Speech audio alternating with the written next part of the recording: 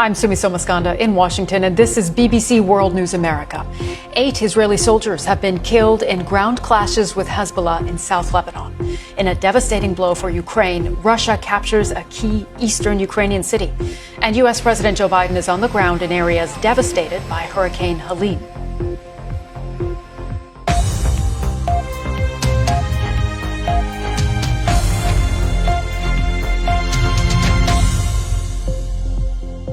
Very warm welcome to World News America. We start with the escalating conflict in the Middle East, where fighting continues between Israel and the Iran-backed group Hezbollah. The Israeli military confirmed that it has been engaged in close-range combat with Hezbollah inside southern Lebanon, where 8 Israeli soldiers have died in combat. It is the first report of Israeli military casualties since Israel's forces started their campaign in Lebanon. The Israel Defense Forces released video of what they describe as operational activity of the 98th Division in southern Lebanon. They say they're using, quote, precision-guided munitions inside Lebanon. Israel's Prime Minister Benjamin Netanyahu released this statement following the deaths of his country's soldiers in southern Lebanon. Now, Russia has taken complete control of the eastern Ukrainian town of Vuhledar. It has been in the sights of Russian forces since they invaded Ukraine 2.5 years ago. The city was long a stronghold for Ukrainian troops, and it sits on the southeastern front near the Donetsk region. It is one of Russia's most significant territorial gains since Ukrainian forces made an incursion into Russia's Kursk region. 2 Ukrainian soldiers told the BBC they retreated mostly overnight before they received an official order from commanders to withdraw. One soldier said many of their comrades were killed on the way out. Vuhledar was home to about 14,000 residents before the fighting. While all children have been evacuated, it is thought that a small number of civilians remain there. And our correspondent Jess Parker has the latest from Kyiv. U.S. President Joe Biden and Vice President Kamala Harris are on the ground to assess the aftermath of Hurricane Helene. 6 days ago, the storm plowed through the southeast of the United States, killing at least 180 people across 6 states. That's according to figures compiled by our U.S. news partner, CBS. Nearly half of those casualties were in North Carolina, where President Biden received an aerial tour of the damage. 1,000 troops are deploying as part of response efforts.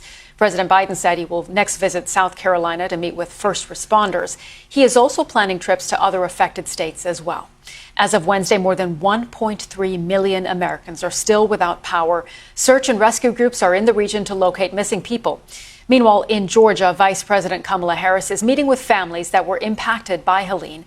All right, that is our program at this hour. Don't forget that the situation as it escalates in the Middle East and developments continue there. We have all the latest on our website, bbc.com/news. Our reporters are running a live page there with updates from around the world, including right here in Washington, where we're tracking the U.S. response. And don't forget, you can always get the very latest from our headlines to our analysis on your favorite social media sites as well. And, of course, on our BBC News app. I'm Sumi Somaskanda in Washington. Thank you so much for watching World News America, and do stay with us.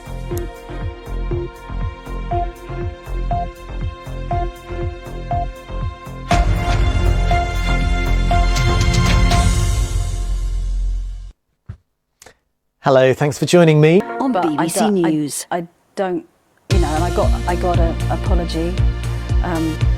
And, a lot of the allegations were upheld, which says a lot to me. That says that, that this was an important thing that I needed to do, but, I don't. And if you want to carry on watching Newsnight, please turn over to BBC Two or watch on iPlayer. Do stay with us here on BBC News for all the latest headlines in the US and around the world from the team here in Washington.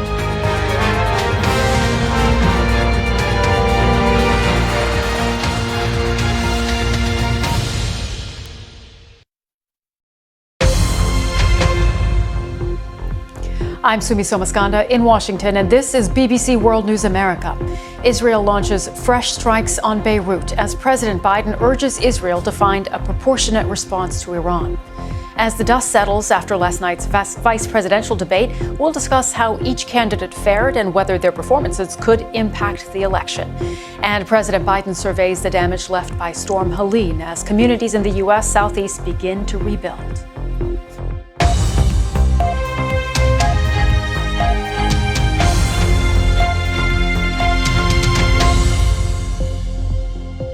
Welcome to this new extended hour of World News America, where we'll bring you a full hour of live news and analysis from here in the US, the UK, and around the world.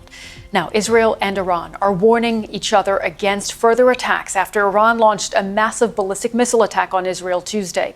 Israel is vowing consequences for Iran, which fired some 180 missiles at Israel in its second and largest direct attack ever.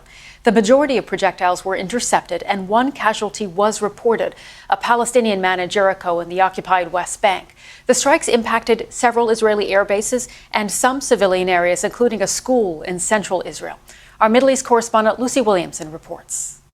All right, now to U.S. politics. And the reviews are in for Tuesday's vice presidential debate between Minnesota Governor Tim Walz and Ohio Senator J.D. Vance.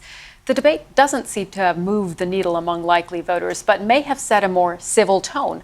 While the candidates sparred over issues like immigration, their attacks were more about policy than personal insults. Vivek, we have to leave it there, but thank you again so much for joining us today on BBC News. Thank you for having me. I appreciate it, guys.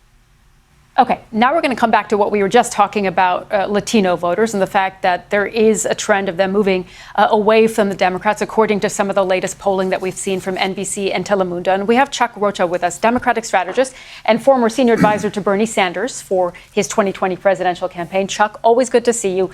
I'll ask you about the debate first. Do you think it moved the needle at all for Democrat voters, likely voters, unlikely voters? Momentum. All right, Chuck Rocha, always good to talk to you. Thank you so much for joining us. Thank you. All right, and thank you for watching BBC News. We're going to take a short break, but we'll be back with plenty more on our top stories, the developments in the Middle East, and of course, a look at Hurricane Helene as well. So stay with us. Back in a few minutes right here on BBC News.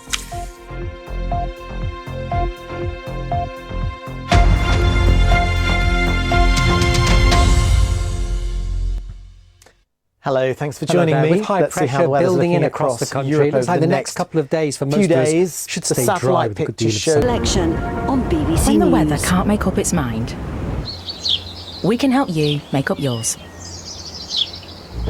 Check on the BBC Weather app.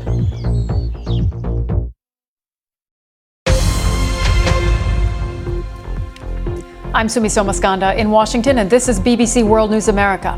As Israeli strikes continue to hit Gaza, more than 100 U.S. doctors call for an arms embargo on Israel. We speak to one of them. President Biden visits areas hard hit by Storm Helene, committing a further 1,000 soldiers to help in recovery efforts. And a new study into the brains of flies, which could give insight into how we think.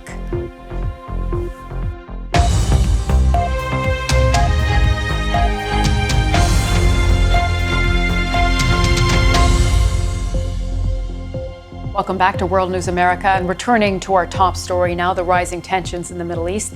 At an emergency UN Security Council meeting on Wednesday, the U.S. called on the UN to impose serious consequences in response to Iran's attack on Israel. Earlier, U.S. President Joe Biden told reporters that he would not support any plans Netanyahu might have to attack Iran's nuclear sites, but he did say that Iran has gone, quote, way off course. Now, one of Sudan's top generals tells the BBC the army will press on with its military offensive despite international efforts to broker a ceasefire in the country's 17-month civil war. In a wide-ranging interview, Assistant Commander-in-Chief Lieutenant General Ibrahim Jaber also hinted that the Sudanese authorities have had weapons dealings with Iran and denied there is famine in the country. He sat down with our Africa correspondent Barbara Plett-Usher just days after the army launched a major new operation to regain control of the capital city, Khartoum, from the paramilitary Rapid Support Forces. She began by asking him what this means for the chances of peace. Staying here in the U.S., a strike by 45,000 U.S. dock workers has entered its second day, halting shipments across the U.S.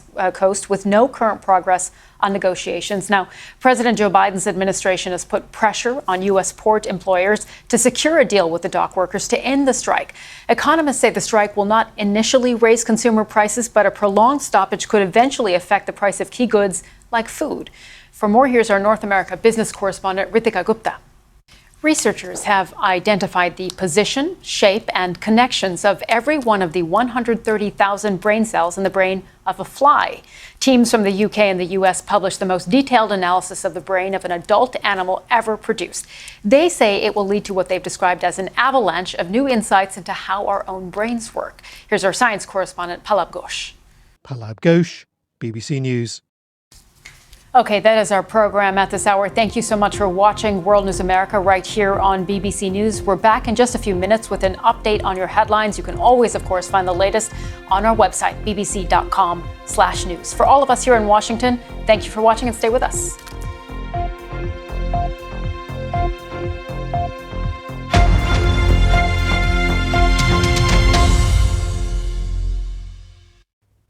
Hello there. With high pressure building in across the eye the of country, it looks like the crisis, next couple of days for most of us everything we should rely stay on dry.